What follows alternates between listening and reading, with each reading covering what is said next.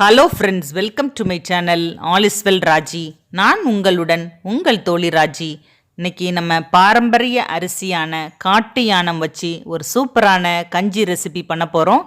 இந்த கஞ்சி ரெசிபி மிக நாட்பட்ட நோய்கள் பலவற்றிற்கும் மிகச்சிறந்த மருந்து. குறிப்பாக புற்றுநோய்க்கும் சர்க்கரை நோயாளிகளுக்கும் மிகச்சிறந்த அற்புதமான உணவாக இருக்கும் இந்த கஞ்சி ரெசிபி. இதை எப்படி செய்யலான்னு இப்போ பார்க்கலாம்.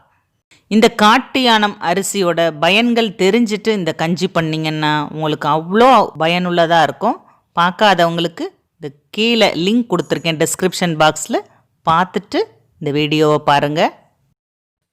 காட்டு யானம் அரிசியை நல்லா கழுவி ஊற வச்சுருக்கேன். ஒரு 4லேருந்து 8 மணி நேரம் ஊறட்டும். ஊறினதுக்கப்புறமா தண்ணியை வடிச்சிட்டு அரிசியை மட்டும் நல்லா மைய விழுதாக அரைச்சிக்கிடுவோம். நல்லா வலுவலுன்னு அரைச்சி எடுத்துக்கோங்க. அரைச்சி எடுத்து வச்சுட்டேன். இப்போது நம்ம எல்லா நோய்களையும் குணப்படுத்தணும்னு நினச்சோம்னா மண் சட்டி மட்டும்தான் யூஸ் பண்ணணும். மண் சட்டியில் தண்ணி ஊற்றியிருக்கேன். இப்போ தண்ணி நல்லா கொதிக்கட்டும்.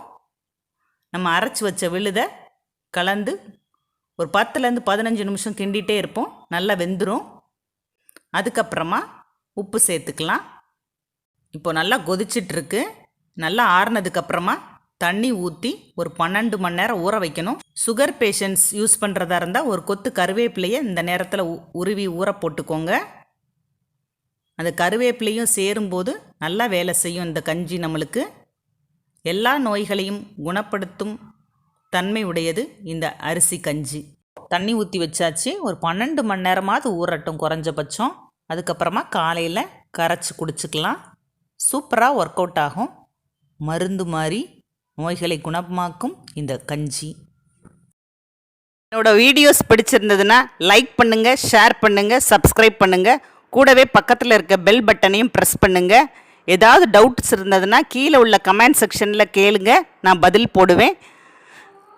உணவே மருந்து, மருந்தே உணவு. வாழ்க வளமுடன்.